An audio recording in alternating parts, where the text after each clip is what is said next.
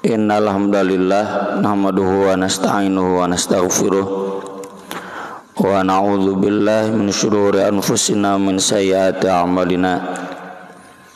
Asyhadu an la ilaha illallah wahdahu la syarikalah wa asyhadu anna Muhammadan abduhu wa rasuluhu alladzi la nabiyya wa la rasula ba'dah. Allahumma shalli wa sallim wa barik ala Muhammad wa ala alihi wa sahbihi wa man tabi'ahum bi ihsan amma ba'd. An Anasin radhiyallahu anhu qala kunna julusan ma'a Rasulillah sallallahu alaihi wasallam. Ketika kami duduk bersama Rasulullah sallallahu alaihi wasallam, faqala, beliau bersabda,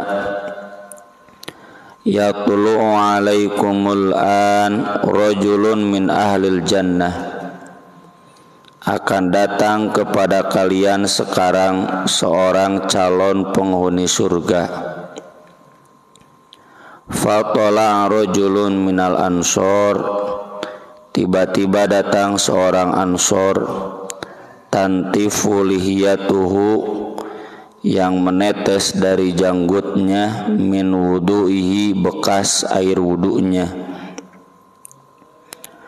Qad ta'allaqna alaihi fi yadihi shimal, ia mengikatkan sandalnya pada lengan kirinya.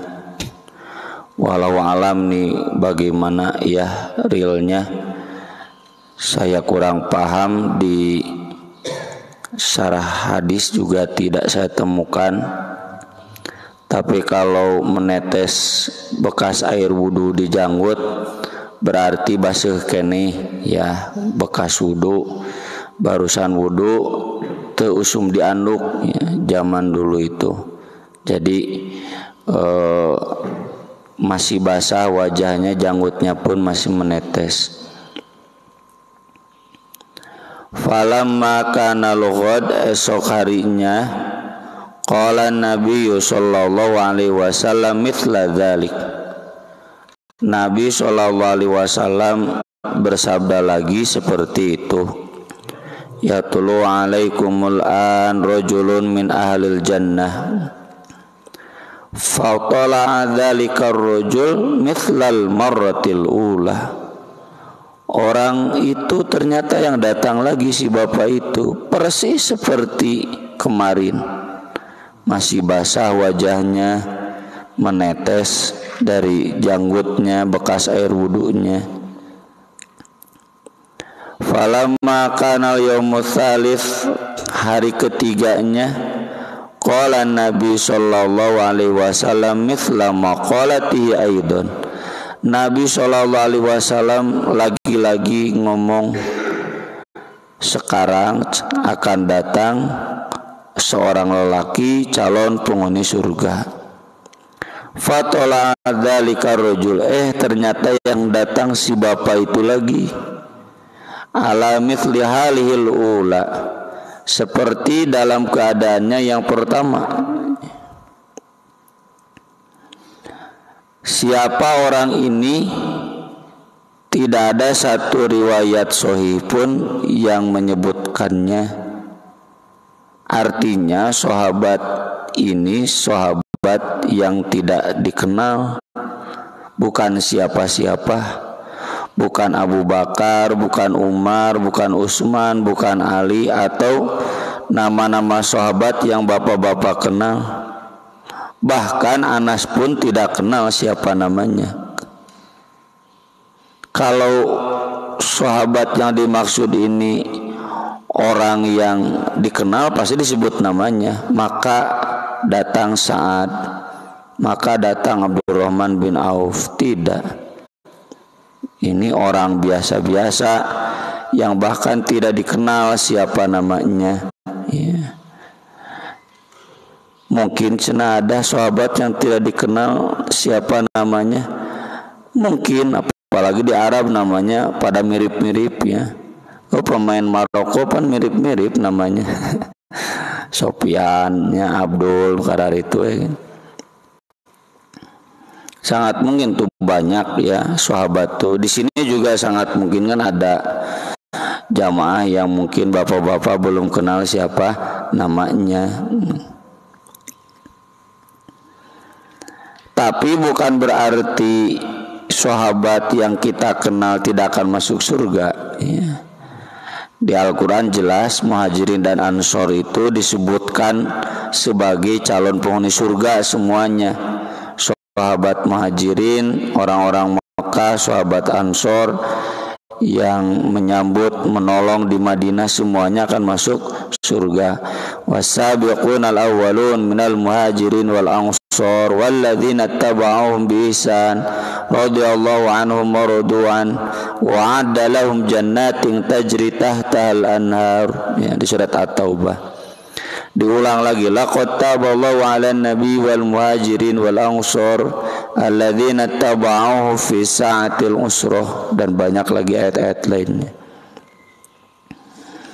Cuma di sini Nabi SAW hendak mengajarkan bukan orang-orang yang dikenal saja yang akan masuk surga itu. Sahabat yang tidak dikenal pun akan masuk surga. Pertanyaannya, kenapa dia wajahnya basah? Ini ada dua kemungkinan. Kemungkinan yang pertama, di sini Nabi sedang majelis talim. Ini orang datang terlambat. Wajahnya basah karena memang sunnah menghadiri majelis itu, meski bukan sholat, wudu dulu, lalu masuk masjid, sholat tahiyatul masjid, meski itu majelis ta'lim. Maka dari itu Ibnu Hajar Al-Asqalani ketika membahas hadis tentang 3 orang sahabat yang terlambat datang ke majelis, yang satu mau maju ke depan, yang satu mau di belakang, yang satu mau balik lagi. Ini orang munafik, cendak mau katingali balik deh. Pembahasannya kata Ibnu Hajar, itu yang duduk di depan, yang duduk di belakang sholat sunat tahiyatul masjid dulu tidak. Kan tahiyatul masjid itu pasti Nabi perintah. Jawabannya, kalaupun tidak disebutkan kata beliau, bukan berarti tidak diamalkan. Karena tahiyatul masjid itu Nabi ketika khutbah Jumat saja, khutbah Jumat depan rukun wajibnya, bapak-bapak juga menyimaknya wajib. Ada yang datang duduk, Nabi ditegur, sholli rakaataini, sholat dulu 2 rakaat. Atau dalam hadis yang lain ketika Nabi bermajelis, ada sahabat yang masuk duduk, kata Nabi, inna likulli masjidin tahiyah, masjid itu punya hak tahiyat, tahiyat itu dihormati. Fasholli rakaataini, sholat dulu 2 rakaat meski sudah duduk.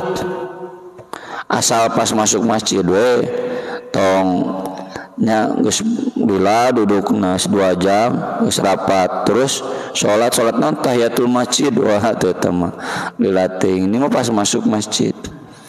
Makanya dalam hadis yang lain kata Nabi, idza dakhala ahadukumul masjid fala yajlis hatta yarka'a raka'atain. Kalau kamu masuk masjid jangan duduk hingga sholat 2 rakaat. Jadi di sini Nabi Shallallahu Alaihi Wasallam sangat menekankan sholat tahiyatul masjid. Sahabat ini beliau datang wudu tahiyatul masjid dulu. Pertanyaannya, kenapa dalam 3 harinya dia datang terlambat? Nah itu catatan khususnya. Yang kedua, sangat mungkin orang ini telat datang sholat berjamaah. Dan di zaman Nabi Shallallahu Alaihi Wasallam sangat dimaklum kalau ada orang datang telat sholat berjamaah, kahiji belum ada jadwal sholat, da jamna ge can aya. Yang kedua belum zaman speaker adan, Makanya kan di dalam hadisnya bab adzan itu Bilal tuh kalau adzan Allahu Akbar, Allahu Akbar. Satu lagi Allahu Akbar, Allahu Akbar. Biar kedengaran ke sana, ke sana. Hayya 'alas shalah gitu. Hayya 'alas shalah gitu. Tapi tidak berputar, walam yastadir. Ya sudah pernah kita bahas di bab adzan dulu. Pernah ada jamaah yang ikut itikaf, ada nanti gitu. Saya ditanya, nah cenah Ustaz kitu ada cicing repeh cete tong sok usil. Kanu pikir batur teh cet. Bahan penting adan. Aya dalil aya. Ngan gitu jamaah teh nah Ustaz teu ngamalkeun. Nya cete daerah mah corong geus ka ditu ka dieu atuh cete. Bahkan 4 penjuru, sekarang 4 juru mata angin. Jadi nggak usah begini-gini. Ya itu kan bukan perintah Nabi. Itu memang Bilal biar kedengaran ke sana gitu. Jangan terfokus ke satu arah. Ya jangankan dulu belum zaman speaker, sekarang aja sudah zaman sound system. Kalau corongnya ke sana aja kan ke sana nggak kedengaran. Ya. Belum zaman jam, belum ada kesepakatan adan jam berapa belum tahu. Lihat matahari, oh ini udah adan. Pas datang ke masjid, udah beres sholatnya. Itu sangat mungkin. Tapi yang jadi catatannya di sini, bapak ini meskipun terlambat tetap datang sholat ke masjid. Ya. Itu yang diajarkan oleh bapak saya dulu dan saya tanamkan ke anak-anak saya sekarang. Meskipun terlambat kaditu ka masjid deket tong sholat di imah jika banci ya. Kalau anak saya kan lelaki semua ya, meskipun telat ke masjid sholat ya. Jadi di satu sisi orang ini biasa-biasa, saya kan judulnya amal tidak istimewa. Istimewa kan bapak-bapak belum adan sudah datang di sini kan gitu ya, di hadisnya tahjir pahala datang ya. Dan kedatangan bapak paling awal di sini itu sudah dihitung sholat. Terus kan wudunya kata Nabi dari rumah, biar langkah kaki ke masjidnya dicatat pahala sholat. Karena sudah wudu, itu pahala wudu teh gitu. Kalau belum wudu mah belum dicatat sholat kan batal kan nih. Makanya kata Nabi di hadisnya selama tidak hadas. Kalau hadas buru wudu lalu masuk lagi itu dicatat sholat. Ini mah tidak sempat. Kenapa ya? Mungkin beliau punya kesibukan dagang atau penggembala ya. Sekelas sahabat Utsman bin Affan saja pernah Jumatan kesiangan di zaman Umar bin Khattab, sampai ditegur oleh Umar, kenapa kamu kesiangan? Atuh Utsman bin Affan mah mun aya mah Luhut Panjaitan atuh. Teu aku mere contoh teh bener mentak dicarekan ku Umar teh. Bahkan bukan Luhut, mungkin Wapres, Luhutnya, Wapresnya kan Luhut. Jadi Utsman ini kan wakilnya Umar. Ini kamu gimana cenah terlambat? Iya, gak kedengaran azan, bahkan gak sempat mandi sampai dimarahi. Kamu gak tahu mandi Jumat itu wajib cen. Ini khutbah Jumatan, boleh nyarekan. Terus kalau udah jawab deh gak apa-apa. Ya. Sholat 2 rakaat duduk ya Utsman. Makanya Utsman bin Affan mengadakan adzan awal. Adzan awalnya di pasar, agar orang di pasar pas mendengar dan buka masjid, datang ke masjid disambut adzan masjid gitu, adzan Jumat. Makanya jangan heran ya bapak-bapak anu umroh anu haji geus adzan deui. Sajam deui. Kalau duhur jam 12 jam 11 itu kan udah adzan ya di Masjidil Haram, di Masjid Nabawi. Adzan awal ada, bukan hanya adzan subuh tapi juga ada adzan Jumatan. Kenapa di masjid? Kalau dulu Utsman di pasar, karena fikihnya dulu di pasar Karena dari masjid nggak kedengaran. Sekarang dari masjid kedengaran ke pasar begitu. Tapi memang yang paling tepat hemat saya ya nggak ada. Itu mah ijtihad. Ya. Nggak ada zaman Nabi, nggak ada zaman Abu Bakar, nggak ada zaman Umar, nggak ada. Ya. Itu mah ijtihad saja agar bersiap-siap. Ya. Nah jadi ini si bapak ini datangnya terlambat berjamaah ke masjid, tapi masih ke masjid. Najan telat oge. Gitu. Qala Anasun, kata Anas, wa kana Abdullah yuhaditsu.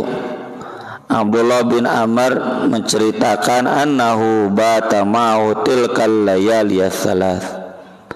Bahwasanya dia sengaja bermalam 3 malam tersebut.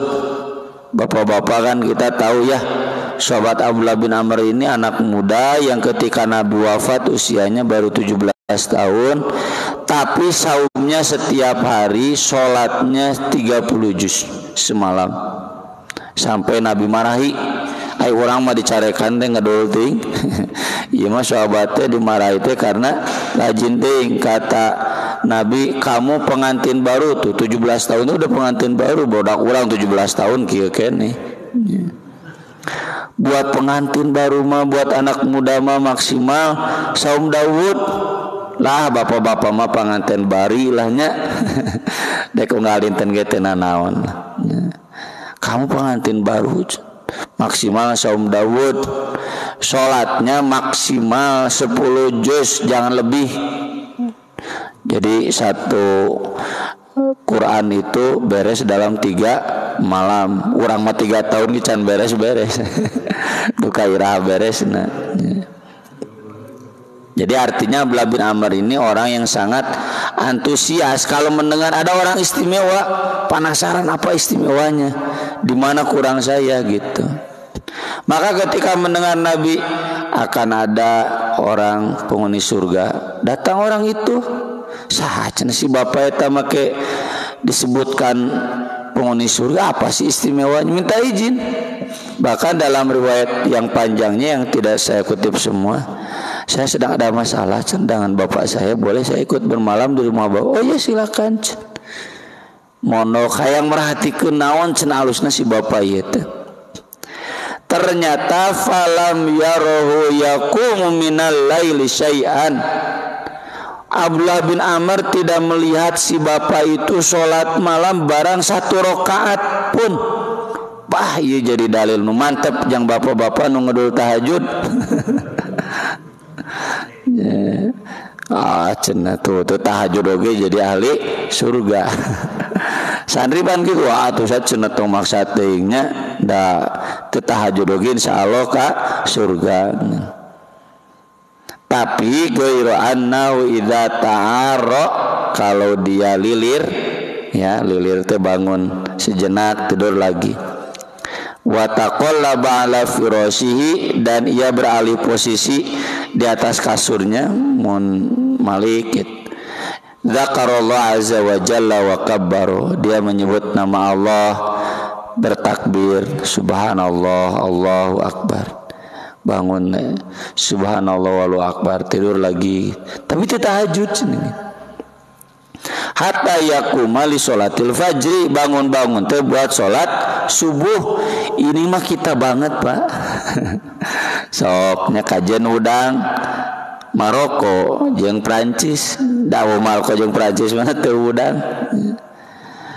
Kita semua ini mah jangankan sholat malam, sholat subuh pun hese. Yang bangun sholat subuh, boro-boro sholat malam. Jadi kenapa orang ini disebut ahli surga padahal amalnya begini? Ya kan sholat tahajud tidak wajib. Ya. Kemungkinan yang sangat mungkin orang ini memang imannya belum tinggi, ngajinya belum lama, masuk Islamnya belum lama, makanya juga nggak dikenal. Ya.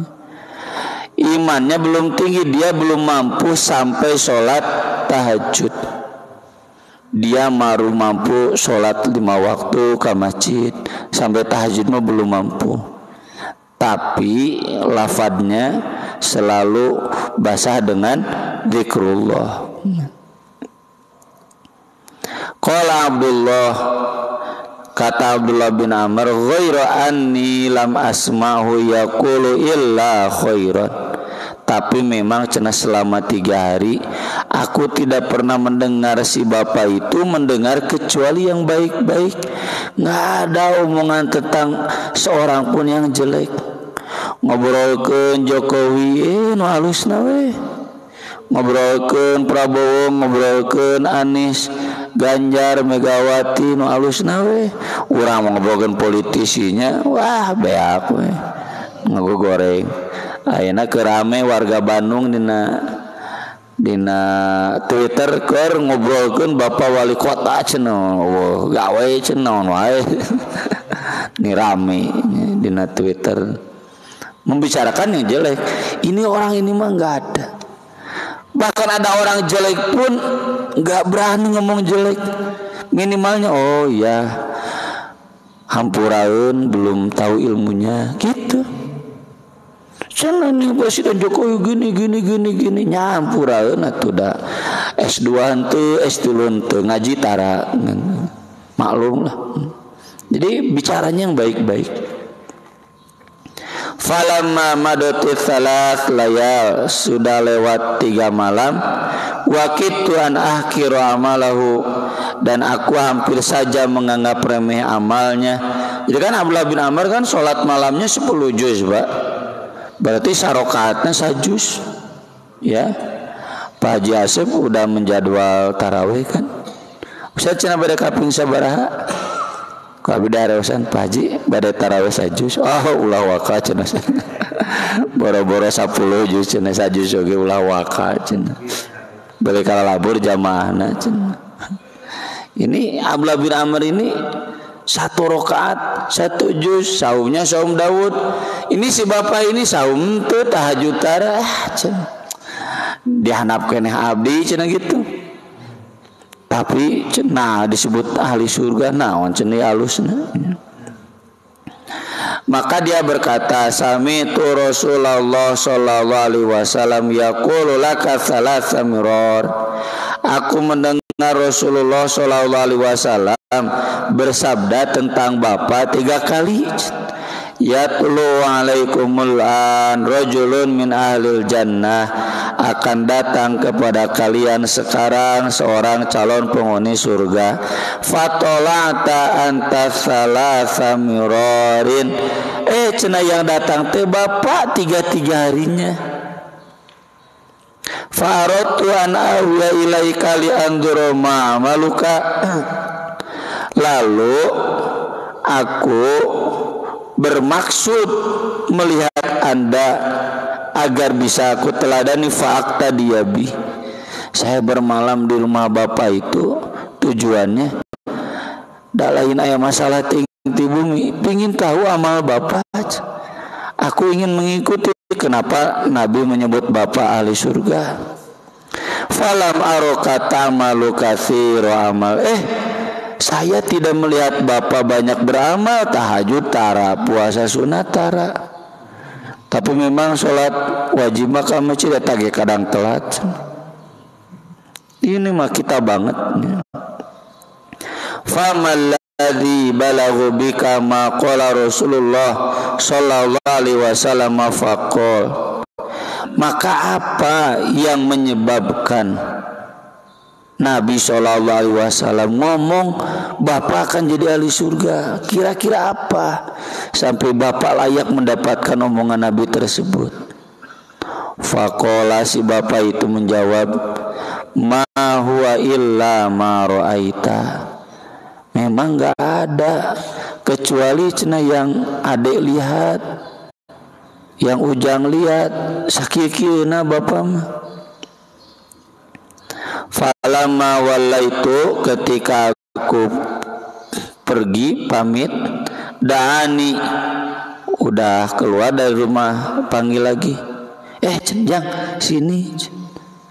kara ingat ya, atau malu-malu buat jujur takut ria. Ini menunjukkan kita boleh menjelaskan amal kita kalau ditanya. Itu ditanya ulah apa ria, itu ditanya tenaon tayo masjid teh kalau saya dulu nggak turun nggak bakalan seperti ini. Pancek urang nu ngadeueun naon itu. Ditanya tenaon jol-jol agul gitu. Tapi kalau ditanya, bahkan yang nanyanya maksa, silakan Bapak, ini dulu masjid itu begini. Ma huwa illa ma ra'aita, tidak ada selain yang Anda lihat. Ghaira, tapi cenah memang anni la ajidu fi nafsi, aku tidak merasakan dalam diriku li ahadin minal muslimin, kepada seorang muslim pun, patokannya muslim. Mau partainya PKS atau Gelora ya, mau partainya PDI, mau ormasnya NU, Muhammadiyah, Salafi, PKS, atau anu taraka masjid. Tuh pugu ormas, tuh pugu partai. Tapi muslim, gisan kotor hati. Tuh bisa we ngewa kabatur teh gitu. Kenapa? Karena hatinya bersih. Orang yang hati bersih itu hanya bisa husnudzon. Sudzonnya dikalahkan oleh husnudzon, kayak Nabi. Ketika membahas Itban, kemana Itban? Gak ikut perang. Wah, cenah paling juga sedang menikmati panen, bisi leungit untung. Sahabat lain gak begitu, mungkin beliau sakit gitu. Husnudzon itu begitu. Ini kenapa nih pemerintah itu begini. Oh mungkin begini gitu. Hatinya selalu bersih, gak bisa kotor hati. Wala ahsudu ahadan, dan aku tidak pernah hasud kepada seorang pun ala khairin, atas kebaikan atahullahu iyyahu, yang Allah berikan kepadanya ya. Aku tidak pernah hasud ada orang lain lebih terkenal, orang lain dapat jabatan di DKM, di RW, orang lain lebih kaya, orang lain lebih pintar, nyakeun bae we atuh. Nggak ada urusan. Urang ningali batur kapilih staf DKM, urang teu hasud. Balaga cenah gitu. Lihat orang lain lebih terkenal, hasud. Lihat orang lain lebih pintar, hasud. Kok mau lu beunghar lu maju usaha mah, wah cenah meureun babi ngepet. Hasud. Kenapa orang ini tidak bisa hasud? Karena dikirnya mantap ya, sebagaimana sudah sering kita bahas. Allahumma la mani'a lima a'tait wa la mu'ti'a lima manat. Dia sadar sesadar-sadarnya yang ada di dunia ini semuanya kehendak Allah. Mun urang hasud sareng jeung protes ke Allah, murka atuh Allah. Orang yang lebih kaya, orang yang lebih miskin, semuanya kehendak Allah. Wala yanfa'u dal jaddi min kal jaddu, dan gak ada ngaruhnya apakah orang yang lebih pintar, lebih tinggi derajatnya di surga, teu ngaruh. Apakah bapak yang lebih kaya, lebih tinggi derajatnya di surga daripada yang lebih miskin, teu ngaruh. Jadi kenaon hasud ya. Wah, dia jadi staf DKM, aku tidak. Keun bae atuh dateng ngaruh juga jadi staf DKM di surgana leuwih luhur, bae leuwih handap ya. Banyak amanah yang susah ditunaikan. Jadi buat apa hasud? Dan kata Abdullah, hadhil ladzi balaghat bika, oh ini yang Anda mampu, wahiyallati la nutiku, sedangkan kami tidak mampu. Kenapa kami tidak mampu? Karena Abdullah bin Amr ini orang yang ambisius kan, ambisius dalam kebaikan, memang bagus, diperintah oleh Al-Qur'annya juga, wa fi dzalika falyatanafasil mutanafis. silakan ambisius panafsu-nafsu, asal dalam kebaikan, fastabiqul khairat. Karena Abdullah bin Amr dan para sahabat ini orang-orang dekat dengan Nabi, orang-orang berinteraksi dengan masyarakat, orang yang mengurus masyarakat. Pasti ada persaingan, pasti ada konflik. Coknya kita yang jadi staf DKM, jadi staf RW, aya we masalah, moal mungkin teh masalah. Cobi bapak nu lain staf DKM, aya masalah moal tiis we. Yang bukan staf RW, aya masalah ikut masalah RW moal tiis we. Kan we. Itu yang orang ini mampu, sedangkan sahabat-sahabat yang dekat dengan Nabi tidak mampu karena memang sehari-harinya mengurus banyak masalah. Sok aya we hate nu lain kepada orang lain gitu. Inilah Pak hikmahnya jadi orang yang bukan siapa-siapa. Pak Jokowi Prabowo, aku mah tuh siapa dek Jokowi Prabowo masa bodoh dah orang mah anger we kieu gitu. Atau cenah kita harus pilih Prabowo ini mendukung Islamnya, mangga silakan. Tapi jangan sampai ada hati yang kotor. Jadi Pak Jokowi miskin nyeri hati bae atuh bebaskeun we. Ini cenah calon RW ini mau pilih mana? Saha we atuh ada kitu-kitu kene. Yuk kalau ini terpilih beruntung buat masjid ya silakan. Tapi kalau yang terpilih itu yang tidak mendukung masjid, tinggal kita kritisi gitu.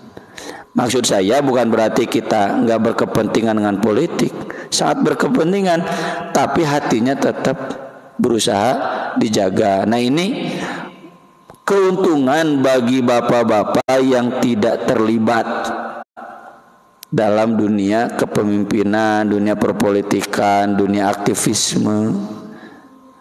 Tah nurus tunjung mah bapak itu bukan siapa-siapa tapi hati teh goreng we. Nah itu. Pertanyaan berikutnya, apakah berarti para sahabat yang ada dengki dalam hatinya batal ke surgana? Tidak. Saya tuliskan 2 ayat di akhir. Yang sangat bersih hatinya ke surga, yang masih ada dengki dalam hatinya juga ke surga. Karena kata Nabi SAW, yang namanya dengki itu kayak marah. Mungkin bapak terambak moal atuh aya wae, cuma kata Nabi kendalikan marahnya.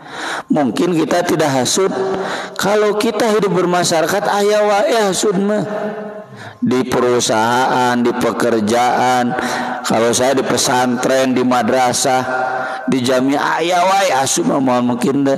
Tapi bagaimana kita mengendalikannya? Nah yang bagus masih bapak ini dah sudah acan lempeng we gitu. Di ayat yang pertama yang saya kutip ini dari surat At-Taubah, salah. Bukan surat At-Taubah, ini surat Al-Hijr ayat 47 yang nomor 3, nah yang di bawahnya. Ini betul ini surat Al-Hijr, yang atasnya surat Asy-Syu'ara ya. Wala tuhzini yauma yub'atsun yauma la yanfa'u malu wala banun illa man atallaha biqalbin salim. Ini doa Nabi Ibrahim kan. Jadi orang yang selamat itu yang hatinya bersih. Lalu yang kedua di surat Al-Hijr, wa naza'na ma fi sudurihim min ghillin, kami akan cabut dari hati mereka rasa dengki. Jadi mereka ketika masuk surga itu masih ada dengki. Kenapa mereka masuk surga masih ada dengki? Karena mereka berhasil mengendalikan dengkinya. Kedengkian orang Salafi ke orang NU nya. Engke mah di surga mah dicara rabut dah. NU Muhammadiyah nya cara rabut dengan Gelora jeung PKS udah pasti dengki mau terdengki engke mah di cara rabut teh dengkina teh ikhwanan bersaudara ala sururim mutaqabilin di atas singgasana ngalobrol we engke mah di surga teh nya narari nyuci kopi ararudud bareng nggak ada dengki sama sekali. Ayo nah hese ngobrol gini nya kamu plaso we keur pemilihan nomor susurian hate nama da hese. Tapi nanti di akhirat mah nggak ada sama sekali. Jadi di sini tampak ya masing-masing orang ada sisi keistimewaannya. Tinggal kita posisikan diri kita ya di posisi yang mana. Kalaupun kita bukan siapa-siapa ya minimal seperti si bapak ini. Meskipun amal kita belum maksimal, minimal hatinya dijaga kebersihannya. Aku qouli hadza wa astaghfirullah li wa lakum subhanakallahumma bihamdik asyhadu an la ilaha illa anta astaghfiruka wa atubu ilaik. Wassalatu wassalamu ala Rasulillah. Wassalamualaikum warahmatullahi wabarakatuh.